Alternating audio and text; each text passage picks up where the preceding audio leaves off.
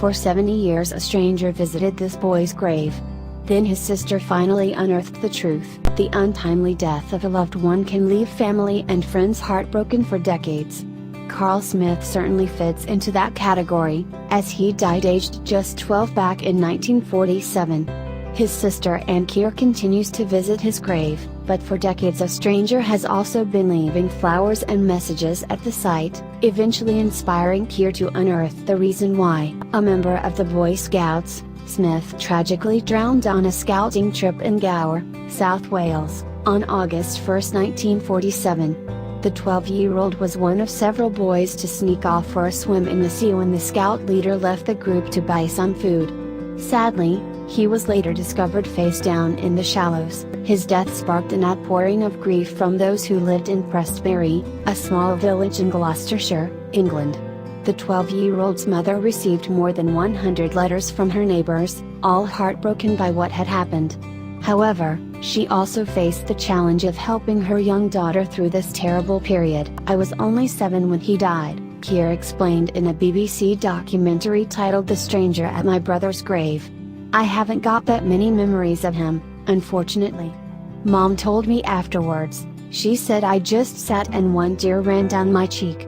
And I just said, never mind mommy, we'll see him again one day." Of course, I never went to the funeral or anything like that, Keir continued. "My mom used to say that he was a boy who was loved because he always had time for the elderly and that. And he just was." Despite the fading memory of her brother, though, the 77-year-old still tends to his grave at Prestbury St. Mary's Church. However, 20 years ago Keir noticed that she wasn't the only person visiting her brother's gravesite. Flowers, poems and all sorts of gifts were being laid there by a stranger, piquing the septuagenarian's curiosity. With each visit, she would discover something new, deepening the mystery. "When I come here, I wonder what's going to be on there today," Keir said. "And someone walks past and perhaps they'll greet me, and I'll think, oh, is it you? Is it you? There are 3 hydrangea heads there and there is also a rose, which I swear wasn't there on Sunday." Noting that someone else must have put it there, Keir then recalled some of the other items that the stranger had left at Smith's grave. "One year, there was a massive sheaf of corn, a pheasant's feather, a big tail feather it was," she continued. "It's something I really, dearly would love to solve." In fact, this particular mystery had intrigued the residents of Prestbury for many years, with Keir trying everything in her power to discover the stranger's identity. However, despite leaving notes on Smith's grave and writing articles about her search, she still had no luck. That was about to change, though. Camilla Hughes was an investigative journalist working for the BBC. Upon reading about the Prestbury mystery, she decided to contact Keir and offer her assistance. And after Keir had accepted that offer, the aforementioned documentary The Stranger at My Brother's Grave was filmed during their ensuing search. The main reason that Keir wanted to find the stranger was to learn more about her brother.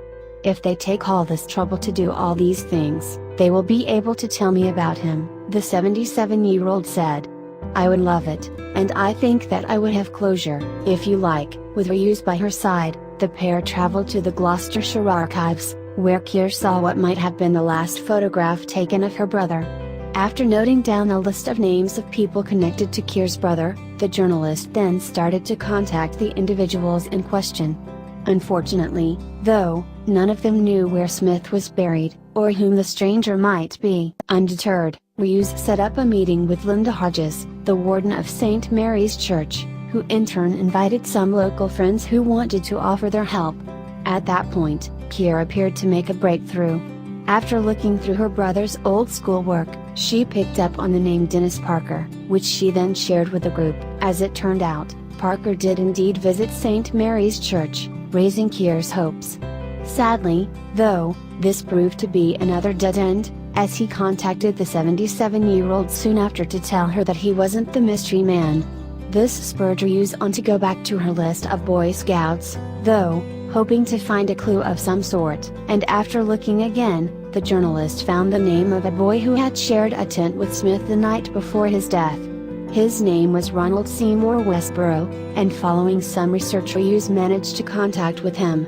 Convinced that he was the mysterious stranger, she relayed her findings to Keir, while also revealing that he wanted to meet her. Keir and Ruse then met with Seymour Westboro the following day, when all was revealed.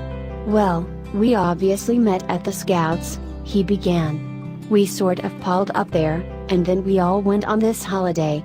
We got a tent put up and we said, oh, we might as well go together." From there, Seymour Westboro recounted the day of Smith's death, confirming that he and another boy had found his body. Seymour Westboro then discovered the gravesite sometime later, leaving flowers on the headstone for his old friend over the next few decades. Unsurprisingly, Keir was full of gratitude for his actions. "We've been very, very touched by it," Keir said. "At the thought that there was someone still there that I could talk to.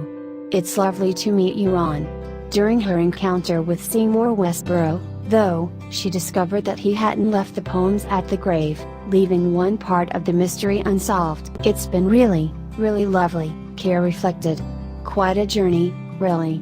I would never have done it on my own."